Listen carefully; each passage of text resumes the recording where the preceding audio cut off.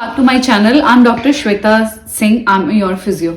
तो हम ऑलरेडी मैं आपको बता चुकी हूँ कि हम लोअर बैक पेन की सीरीज पर काम कर रहे हैं। जो मैं सीरीज बना रही हूँ लोअर बैक पेन पर है।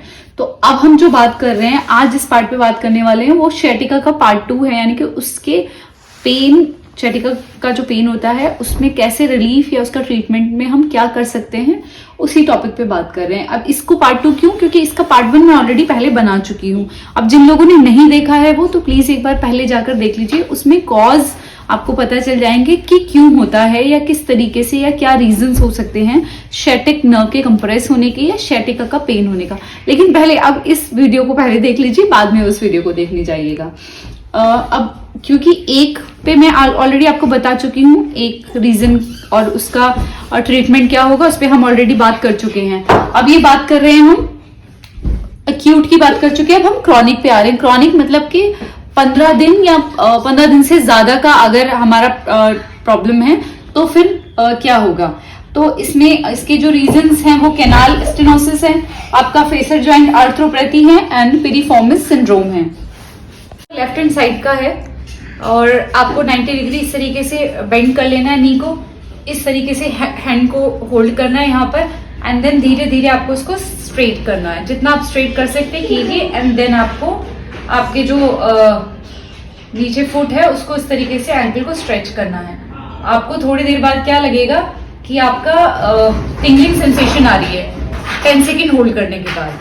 तो जैसे आपको वो आने लगे वापस ऐसे लाइए एंड सीधा कर दीजिए लेग को। क्या करना है एक बार फिर से बता देती हूँ, नी को बेंड करना है, इसे अपनी तरफ स्ट्रेच करना है जितना आप कर सकते हैं एंड देन अपनी लेग को स्ट्रेट करना है एंड अगेन इस तरीके से।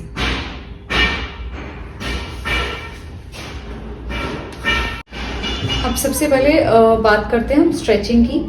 अब पहला स्ट्रेच हमारा हो चुका है, अब हम बात करें सेकंड स्ट्रेच की। अगेन लेफ्ट में ही है, तो आपको क्या करना है, इस नी को इस तरीके से बेंड कर लेना है दूसरी साइड पे, ठीक है। एंड इसको आप इस तरीके से खींच स्ट्रेच अपनी तरफ कीजिए। अगर नहीं हो पा रहा है तो पहले आप नी को बेंड करके इस तरीके से पोजीशन ले लीजिए एंड देन धीरे धीरे उसको सीधा कर दीजिए एंड खींचिए। अब क्या करना है, स्पाइन को आपको सीधा रखना है, इसके साथ ऐसे नहीं बेंड हो जाना, आपको स्पाइन को सीधा रखना है। इसको यहाँ हल्का सा ऊपर उठाइए इस तरीके से खींच लीजिए।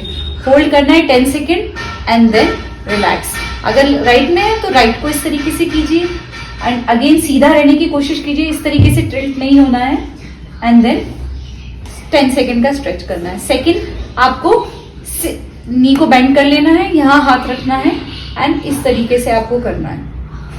होल्ड करना है 10 सेकेंड एंड देन रिलैक्स। ये आपको दोनों साइड करना है, दोनों साइड क्यों? ताकि एसआई जॉइंट के लिए। अब कुछ लोग क्या करते हैं, दोनों नी को इस तरीके से बाइंड कर लेते हैं, ये गलत नहीं है। लेकिन अगर पीआईवीडी है तो कई बार डिस्क के फिर से बाहर निकलने के, क्योंकि हमें एक्सटेंशन में रखना है और फ्लेक्शन एक्सेस हो जाता है तो हमारे डिस्क के बाहर निकलने के फिर से चांसेस बढ़ जाते हैं। इसलिए आप सेफ रहेगा, आप सिंगल लेग कीजिए स्ट्रेच।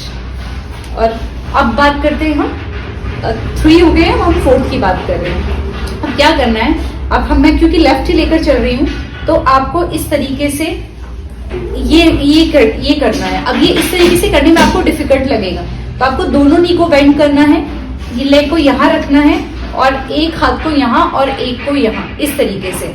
अब फिर आपको स्ट्रेच करना है एंड देन फिर धीरे धीरे आप इसे सीधा कर दीजिए। अब कुछ लोग क्या करते हैं, ये काफ को बिल्कुल यहाँ पास लाके देन स्ट्रेच। अगर स्ट्रेच ऐसा करेंगे तो कोई स्ट्रेच आएगा ही नहीं, तो उसका कोई बेनिफिट नहीं होने वाला। तो इट्स बेटर इस यहाँ पर थोड़ा गैप रहना चाहिए आपका एंड देन आप इस तरीके से स्ट्रेच कीजिए अपनी तरफ से। होल्ड कीजिए 10 second and then relax. Again एक बार देख लेते हैं ताकि कंफ्यूजन ना हो। अब मैं इसका आपको बता देती हूँ, सेम इस तरीके से हाथ रख लीजिए एंड देन स्ट्रेच कीजिए। This is very good stretch. यहाँ पे आपको स्ट्रेच आएगा नीचे, जहां पर आप इस जगह पे बटक पे आपको स्ट्रेच आएगा, जो कि बहुत ही अच्छा स्ट्रेच आपको फील होगा। अब आई होप ये चारों स्ट्रेच आपको क्लियर हो गए होंगे। अब हम चलते हैं अपने नेक्स्ट स्ट्रेच की तरफ।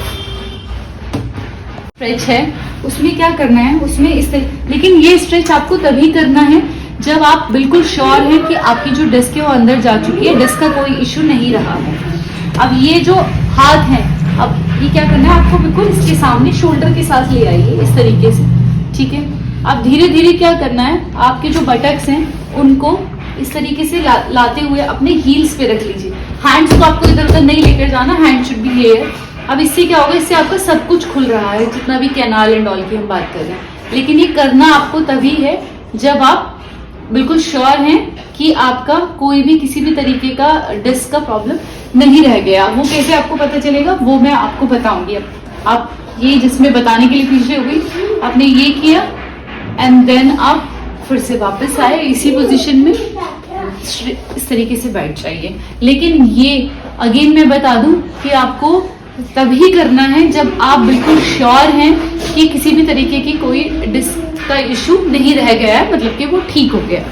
सो अब ये तो हो गए स्ट्रेच। अब ये करने कब हैं और कब नहीं करने। अब एक्यूट फेस में आपको ये नहीं करना है, क्योंकि L4, L5, S1 वाला जो मैंने बताया डिस्क बल्जिंग, उसमें क्या है, वो एक्यूट केस में अब ये पता कैसे चलेगा कि 3 वीक्स हुए हैं कि नहीं हुए, क्योंकि ये स्ट्रेच आपको 3 वीक्स के बाद ही करना है, जब आपका डिस्क का प्रॉब्लम हुआ है तब। अब क्या है कि L4, L5, S1 वाले में क्या होगा, एक तो आपको मॉर्निंग स्टिफनेस रहेगी, जब आप सुबह उठेंगे तो प्रॉब्लम आपको होगी। सेकंड, जब आप आगे की तरफ झुककर वापस आते हैं तब आपको दर्द होगा। और थर्ड, सिटिंग में आपको इश्यू रहता है। जब ये प्रॉब्लम खत्म हो जाती है तो हमारे खड़े होने में और आपको चलने में जब प्रॉब्लम आती है, तब ये आपका कैनाल का, फेसेट और ये तीनों जो मैंने बताए थे, वो तीनों प्रॉब्लम्स आपको हो सकते हैं। तब आप ये स्ट्रेच शुरू करेंगे। अब स्ट्रेच में अब फर्स्ट में हमने क्या किया, एक्सटेंशन किया, क्योंकि हमने डिस्क को अंदर की तरफ किया। अब हम फ्लेक्शन क्यों कर रहे हैं, क्योंकि हम थोड़ा सा कैनाल को खोल रहे हैं, फोरामेन को थोड़ा जगह बना रहे हैं, नर्व को जो कंप्रेशन हुआ है वो हट जाए और नर्व आराम से उसका जो ब्लड फ्लो है वो ठीक से हो पाए। तो 3 वीक्स के बाद ही ये शुरू करने हैं आपको। एंड मैं एक प्रॉपर वीडियो बना दूंगी इसके ऊपर कि जिसमें आपको एक क्लैरिटी हो जाएगी 3 weeks, 2 weeks, acute and chronic वाला। और ये जो स्ट्रेच है, अगर आपको 3 वीक हो चुके हैं उसके बाद आपका पेन नहीं बढ़ रहा है, तो फिर आप ये स्ट्रेच शुरू कर दीजिए। और ये स्ट्रेच अगर आपको प्रॉब्लम नहीं है तो भी कीजिए, आप अपनी डेली रूटीन में रखिए, आप जो आपका हेल्दी लाइफ स्टाइल है उसके अंदर ऐड कीजिए, तो ये आपके लिए डेफिनेटली बेनिफिट आपको देंगी, बहुत बेनिफिशियल होने वाले हैं ये स्ट्रेच।